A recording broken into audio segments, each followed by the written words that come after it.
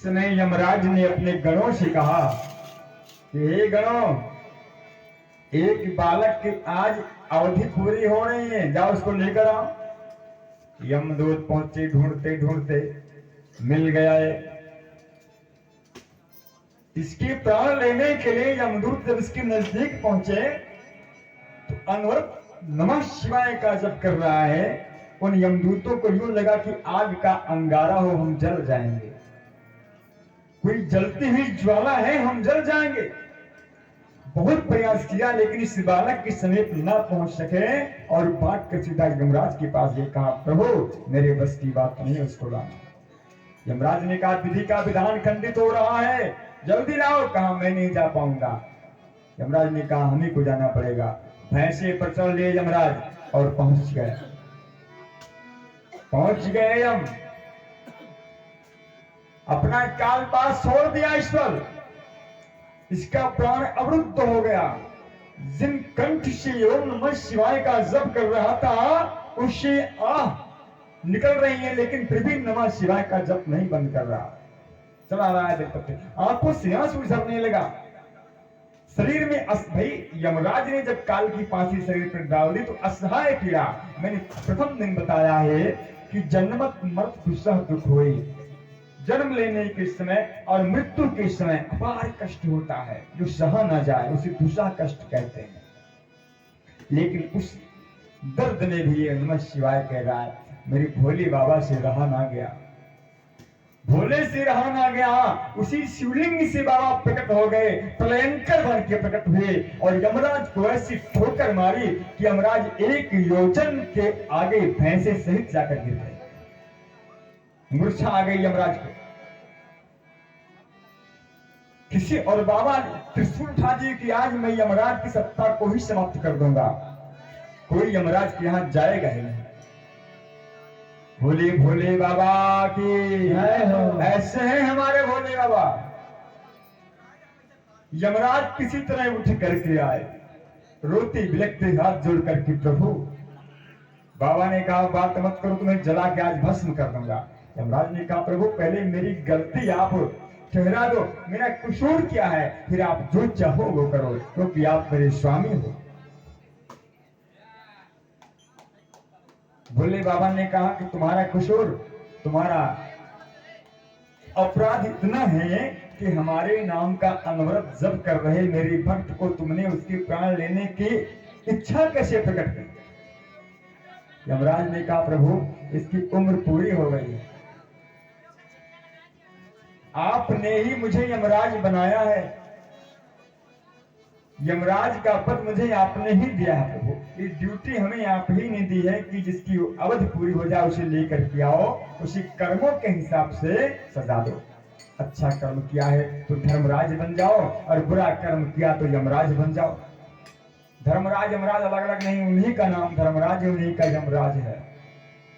लेकिन जो अच्छे कर्म करके यहां से जाते हैं तो वो धर्मराज हैं, और जीवन पर्यंत जिन्होंने दूसरों का बुरा सोचा है उनके लिए वो यमराज हैं। तो बाबा ने कहा, ठीक है और आगे बोलो।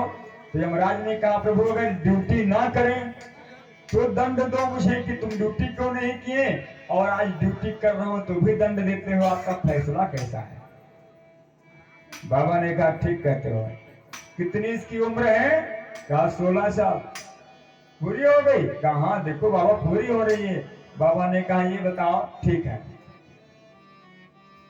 16 साल की उम्र तुमने दिया था कि मैंने दिया था। बाबा का फैसला देखो। यमराज जी कहते हैं कि 16 वर्ष की आयु किसने दी थी इस बच्चे को। यमराज ने कहा, प्रभु आपने। तो भोले बाबा ने कहा, तो हिसाब किताब हम करेंगे कि तुम करोगे। बिना हमसे पूछे कैसे आ गए इसके प्राण लेने। अभी तो हिसाब मेरा पूरे नहीं हुआ है। क्यों। बाबा बताने लगे। कहा सुनो, बहुत बड़ी गिनती बाबा बताते हैं। यमराज ने गिनती कौन सी गिनी थी, इस मृत्यु लोक की। मृत्यु लोक की गिनती गिनी थी 16 साल की, और बाबा ने सबसे पहली वाली गिनती गिन डाली, अपनी वाली गिनती। कहा सुनो यमराज, इस चतुर्युगी जब 1000 बार बीतती है 1000 बार बीतती है तब तुम्हारा ब्रह्मा का एक दिन होता है। कितना? चारों युग जब 1000 बार बीत जाते हैं तब ब्रह्मा का एक दिन होता है। और 1000 चतुर्युगी बीतने में 14 इंद्र बदल जाते हैं। 14 इंद्र बदल जाते हैं और सबकी आयु 100 साल की है। इंद्र की भी आयु 100 वर्ष की, ब्रह्मा जी की भी आयु 100 वर्ष की, भोले बाबा की भी आयु 100 वर्ष की। ये ऐसा ग्रंथों में लिखा है, लेकिन वो ऐसे वैसे वर्ष नहीं है। जब चतुर्युगी 1000 बार बीतती है तो ब्रह्मा का एक दिन होता है और 14 इंद्र बदलते हैं उसमें। और ऐसे में जब एक ब्रह्मा पूरा अपनी आयु बदल डालते हैं तब मेरे बाबा का एक दिन होता है, भोले बाबा का एक दिन होता है। तो कहा उस दिन को मिला करके 16 साल बनाओ यमराज। यमराज ने कहा प्रभु तब तो करोड़ों बार हमें जन्म लेना पड़ेगा। बाबा ने कहा तो क्या तुमने समझा तुम्हारा वाला हम साल दिए थे इसको, चिरंजीवी कर दिया। और वही बच्चे को मेरे भोले बाबा ने ऋषि मार्कंडेय बना दिया। बोल मार्कंडेय भगवान की जय। जिनका प्रलय काल में भी विनाश नहीं हुआ ऋषि मार्कंडेय का, आज भी है। परम्बा मां भगवती की उपासना अनवरत की उन्होंने और देवी भागवत महापुराण की रचना अपने मन में पहले उन्होंने ही कर डाली थी, पश्चात व्यास जी ने करी। भोले भोले बाबा की जय हो। तुम मेरे भोले बाबा को पारंपरिक भजन गाइए सब। मेरे भोले बाबा को मटारी मत समझो, मेरे भोले बाबा को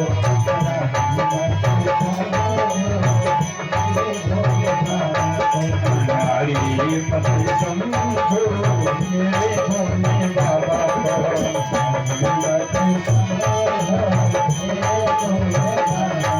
मटारी मत समझो, मेरे भोले बाबा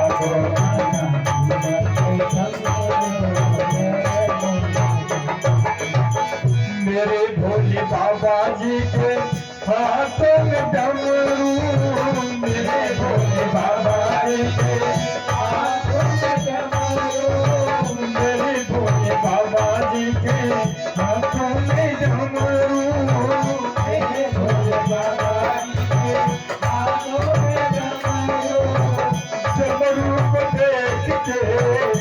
डमरू को देख के मदारी मत समझो, मेरे भोले बाबा को मदारी मत समझो, मेरे भोले बाबा को मदारी मत समझो, मेरे भोले बाबा को मदारी मत समझो, मेरे भोले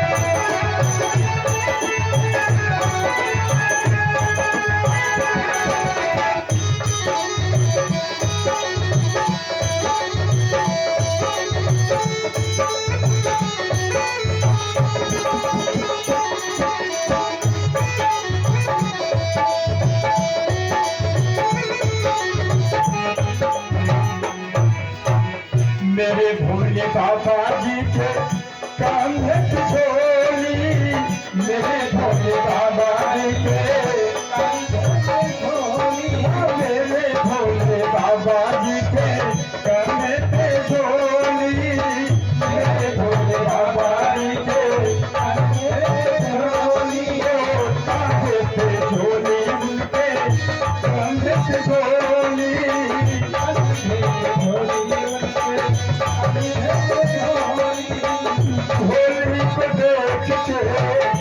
होली को देख के भाई मत समझो, मेरे भोले बाबा को हमारी मत समझो, मेरे भोले बाबा को हमारी मत समझो,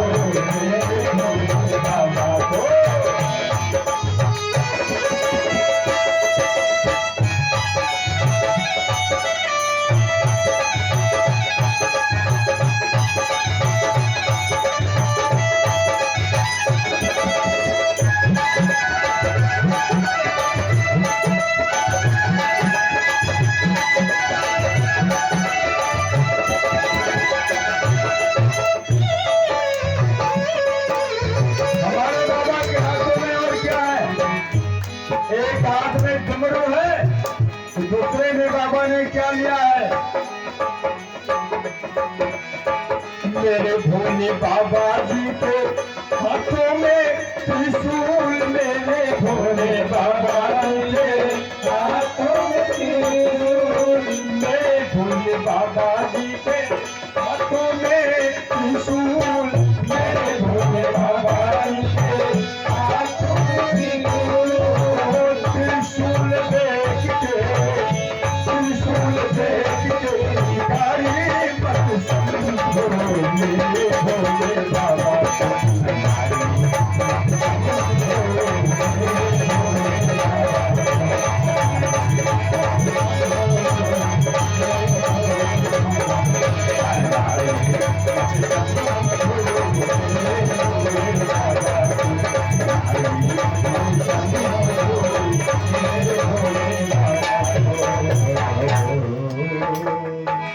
बोल श्री सच्चिदानंद भगवान की जय हो।